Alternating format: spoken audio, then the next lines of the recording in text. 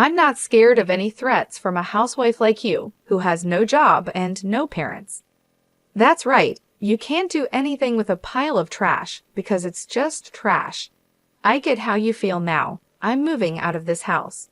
Well, now you're homeless. Good luck being homeless. This is a good chance for Larry to leave the house. So let's work together to get rid of the trash and clean up. They went to Larry's room and told him to pack up his stuff and leave.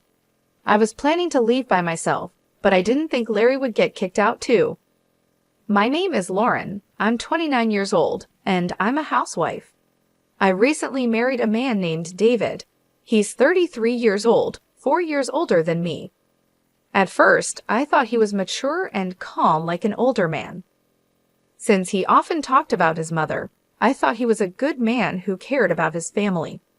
But after we got married, I saw my husband's true personality. On our wedding day, my mother-in-law was very nice to me, and I thought we would have a very happy marriage. My husband asked me to live with his mother after we got married because my father-in-law had passed away a few years ago. He said he wanted to stay close to his mom. I thought my mother-in-law was trustworthy, so I agreed to move in with her. But as soon as we got married, both my mother-in-law and my husband changed. They would say, "Hey Lauren, hurry up and bring me tea," and clean the bathroom and toilet quickly. My mother-in-law would shout at me and give me orders like that. Maybe she wants to scare me, or it's just because of her age. She would call me loudly and make me do all sorts of chores. The biggest surprise was finding out about my roommate, whom no one had told me about, when I woke up the other day. I was surprised to find a man I didn't know in the kitchen. I froze, wondering who he was. He noticed me and said, "I'm Larry, David's younger brother." He introduced himself. I had never been told that David had a brother, let alone a roommate, so that was a shock. Larry is 30 years old, the same age as me. I went to my mother-in-law and asked her to introduce me to my brother-in-law. She said, "Oh, you mean Larry? Don't worry about him. He's just a reclusive ghost." I was surprised. How could she not care about her own son? She called him a ghost and said she was happy with just David. She said Larry was just a useless hermit who only went out for shopping and stayed home the rest of the time. I was shocked by her words. I felt disappointed in my mother-in-law and couldn't believe how much she had changed since we got married. It was sad to see her discriminate against her own son. I am an only child and have no siblings, so I couldn't compare. I would be shocked if my own mother said such things about me or ignored me. My parents are already dead, and I envy families that are alive and together. I hoped that at least parents and children could get along. I asked my husband about Larry when he got home from work. I thought maybe brothers could get along, but my husband was cold. He said, "Leave him alone. Just pretend he doesn't exist. He won't harm you." He said it dismissively, as if he had forgotten to mention it.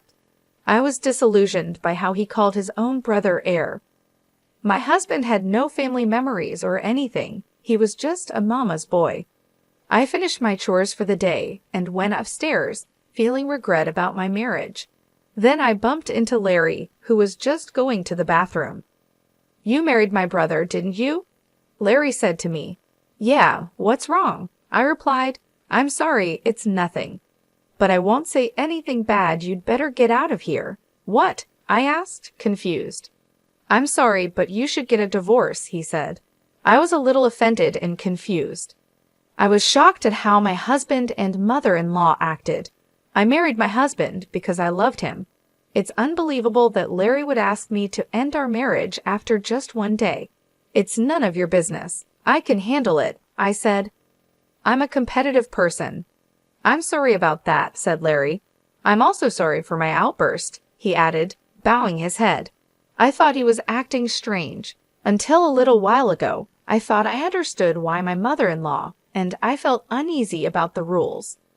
He apologized so politely that I'm not sure if he really meant it.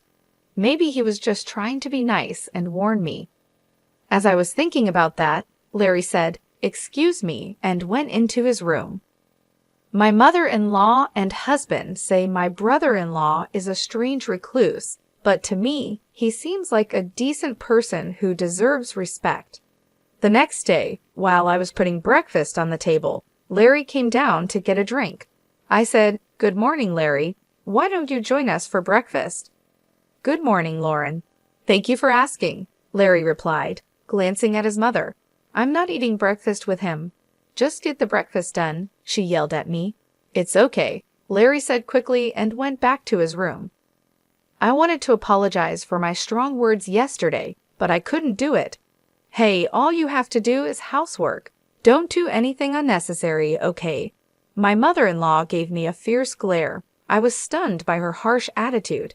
Even though I was the bride, I didn't expect this kind of treatment, and my husband's behavior toward me changed drastically. "What the heck? Today's menu is curry. You should have told me before lunch. I had curry for lunch too," he shouted. "How is that my fault? Why didn't he call me and tell me he had curry for lunch and wanted something else?" I kept my mouth shut. He continued to yell at me, "Hey, you're not apologizing. Who do you think you are? You're here to do the housework. Make sure you understand that." I was shocked and stayed silent. David didn't love me. He just wanted a housekeeper. It's terrible. How could he be so cruel with such a calm voice? They didn't care about me. They just wanted to make themselves comfortable. They were using me. Seeing them giggling and watching TV in the living room, I walked upstairs. As soon as I got upstairs, I burst into tears. Then a hand gently offered me a handkerchief. "I still think you should leave," said a familiar voice. I looked up, and it was Larry. I'm so sorry," he said. I wiped my tears in a hurry. "I'm sorry I used your handkerchief." "No, I gave it to you because I wanted you to use it," Larry said. I heard what my brother and mother said. "I knew it. They're the worst," he continued. When Larry said that, I asked him what he meant by "I knew it." Larry said he had been in a similar situation before. I asked him for more details, and he told me that my husband had promised to marry another woman before, but because my mother-in-law and husband treated her the same way they treat me now, she ran away just before the wedding. Hearing that story made me feel a bit relieved. It showed that my husband and mother-in-law were pretending to be nice before marriage to avoid scaring away the bride. I felt hopeless. How could I have trusted them? But I had nowhere else to go if my husband left me. I'm just a housewife. My husband and mother-in-law wouldn't let me get a part-time job. I can't even move out and rent another place. I didn't know what to do. All I could do was cry. Then Larry said, "If we keep talking here, it will look suspicious. Let's talk at a coffee shop next time, if you like." He handed me a piece of paper with his contact information on it and went back to his room. I was determined to get out of this house. I was thinking about how my struggle for survival had just begun. I told my mother-in-law I was going to the city office and then stopping by the supermarket on my way home. She warned me not to leave any chores undone. I made sure everything was perfect before leaving. She grumbled about not accepting it if I was late for dinner. I pretended to agree and went to the coffee shop where Larry and I had planned to meet. I told Larry that my parents were gone, so I couldn't rely on them anymore. I had canceled the house I was renting and quit my job. I told him I needed to start all over again. It's hard to move out of the house in this situation, especially with the work that keeps me tied up with my mother-in-law and husband from early in the morning until late at night. Larry then asked me, "Lauren, can you draw?" "Huh? What do you mean?" I replied, confused. "Oh, I see. So can you?" "Yes, well, I went to art school before," I said. "Really? That's great," he exclaimed. "Yes, but how?" I asked. "Just in time. Another manga artist is looking for an assistant. You can do it remotely," Larry said. "But I don't have a computer right now," I responded. "I'll lend you my computer that I'm not using right now," Larry said. "Really? Thank you so much. But why do you have an extra computer? What do you do for a living?" I asked. "That's kind of you to ask. You don't think I'm just a recluse, do you?" No. You use polite words a lot, and you look neat and tidy, so I don't think that at all." Do you work from home? I replied. Yes, actually, I'm an engineer, Larry said. An engineer? I didn't know that. I didn't realize you were a business owner, I exclaimed. Yes, I used to work for a company, but now I run my own business. It's easier for me to take orders on my own. We also have web designers as employees. We only have a few people, so everything is done remotely, he explained. I see, so that's why you're home all the time. But your mother and David said you're just home doing nothing. Haven't you told them the truth? I asked. I don't see any benefits in telling those two, Larry replied. True, but if you're such a good manager, why don't you just leave that house? I wondered. Larry then shared his thoughts with me for the first time. Let's not talk about me. I need to introduce you to the manga artist, he said. Larry made a phone call right away, and soon a remote interview was set up for me. I was going to have an interview with the manga artist on Wednesday. My mother-in-law usually had lessons after which she would go out with other participants, so I could do the remote interview then. I seemed to make a good impression in the interview and got hired immediately. Considering my situation, they said they would send the hiring documents in an envelope addressed to Larry, so I was all set for the job. Next, we needed to find a place for me to stay. I have a friend who works for a real estate agency. He can give you a good deal, Larry told me. Who is this guy? He seems to have all kinds of resources. Our search for a new place to stay went well, and we were able to sign a contract for a place that met my needs. Just when everything was starting to go smoothly, I had a fight with my husband one day. Hey, where's dinner? My husband woke me up while I was sleeping in the bedroom. He was a bit drunk, like he had just come home from drinking. Dinner? It's midnight. Besides, you said you didn't want to eat because you were going out for drinks, I said. Shut up. The king is home, and you don't even get up to greet him. Now you say you didn't make dinner? You're a bad wife, so useless. His words made me really angry. Do you have any idea how hard I've been working with your mother for you? How can you act so superior to me? That's because you're my wife. A wife should support her husband, and your job is to take care of the house. If you can't do your chores, don't go against me. A wife who can't do the housework is just like trash. As my husband said this, I heard the door open. My mother-in-law left in an awkward way. You're just like trash. Larry is also trash, and this place looks like a dump. My husband sneered as my mother-in-law agreed. Yes, let's take out the oversized trash, he added. What did you just say? I asked him. He opened the drawer and pulled out a piece of paper. This is what I mean.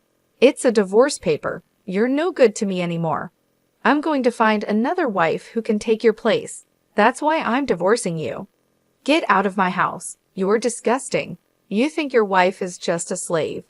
The best wife is one who acts like a housekeeper. Don't you worry about saying things like that. I hope you regret what you just said one day, I replied. What are you trying to say? I'm not afraid of any threats from a housewife with no job and no parents like you, he laughed. My husband and my mother-in-law laughed together. That's so true. You can't do anything about it because you're just trash. Well, I understand how you feel now. I'm going to move out of this house. I said that and signed the divorce papers. Then I left. I put the divorce papers in my bag and started to pack my stuff. My mother-in-law and husband watched me with grins on their faces. Now you're homeless. What on earth are you going to do now? Well, it's none of our business anymore. Good luck, homeless lady. Oh, and Larry, this is a good time for him to get out too. Yeah, let's take out the trash and clean this place up.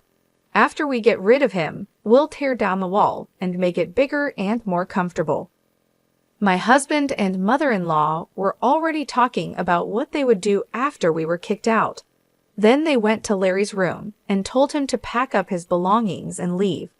I was planning to leave anyway, but I never thought they would kick Larry out too. I kind of regretted letting my emotions take over and having a fight with my husband. I'm sorry, Larry. It's my fault. No, Don't worry about it, Larry said. I already realized I can't live with them anymore. Besides, I have other things I'm interested in. Maybe it was lucky we had that fight, he smiled. It seemed like Larry wasn't bothered by leaving, which made me feel a bit better.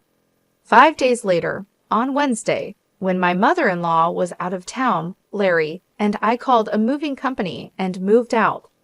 After we finished moving, my mother-in-law called my new place. Don't worry, we have already left, I said. Larry came with you, didn't he? She asked. Yes, we moved out together. I'm glad I don't have to see you guys anymore, she said happily and hung up.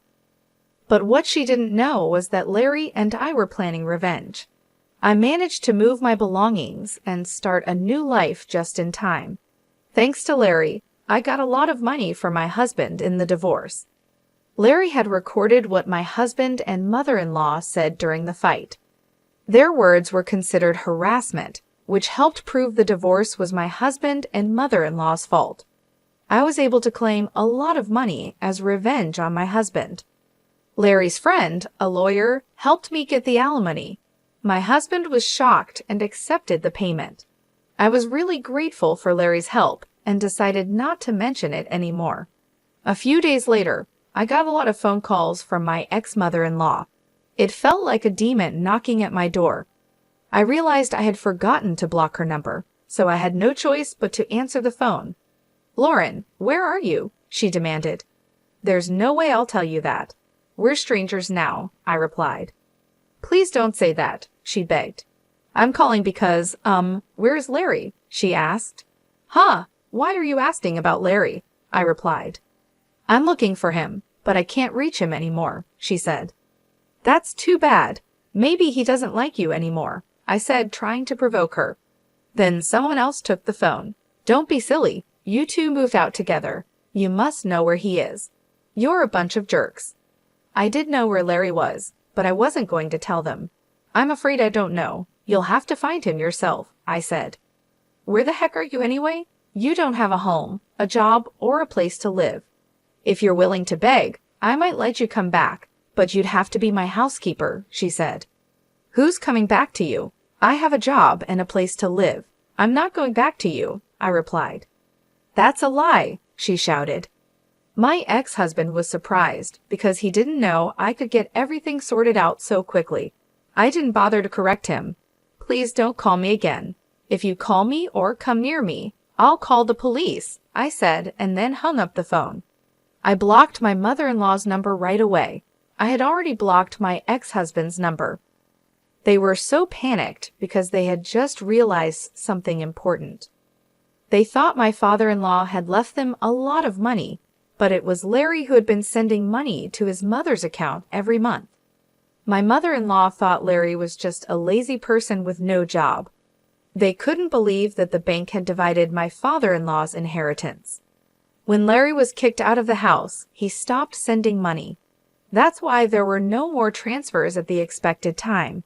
They must have finally realized who had been providing the money, but it was too late. Larry had already cut ties with his mother and brother. My ex-husband had no money to pay alimony, and my ex-mother-in-law was living off the money Larry sent every month. If the money stops coming in, she's going to be in a lot of trouble. Well, they both got what they deserved. I don't feel sorry for them at all. By the way, Larry bought a nice apartment in New York and is living there comfortably. Why is he so rich? Why did he send money to his parents and stay there all those years? It's because he made a promise to his father. Unlike his mother, Larry's father loved him a lot. Even though his mother and brother treated him badly, he stayed because of his father's wish. His father told Larry, "You may not like your mother and brother, but they are important family members to me. So after I pass away, please take care of them too." To keep his promise to his father, even though he was bullied, Larry secretly sent money to support his mother and brother. It's terrible that his mother and brother, who kicked out such a kind-hearted person like Larry without knowing the truth, are the worst. I met Larry once after we moved out. He said he had made a promise to his father, and I agree with him. I hope he can move on. I was feeling hopeless after being tricked by my husband, but luckily, Larry saved me. I believe he is an important person in my life, and I wish him happiness. 2 years later, Larry asked me to marry him. He proposed to me, but that's another story. It's horrible how a nice person can change so much after getting married. That's a marriage scam, isn't it? I'm glad my brother-in-law is a very reliable person, and now I'm married to him. Anyway, I overcame the obstacles and feel relieved that happiness is finally in my hands. Please let me keep having these happy days. Thank you for watching until the end. Please subscribe to our channel if you liked this. See you in the next video.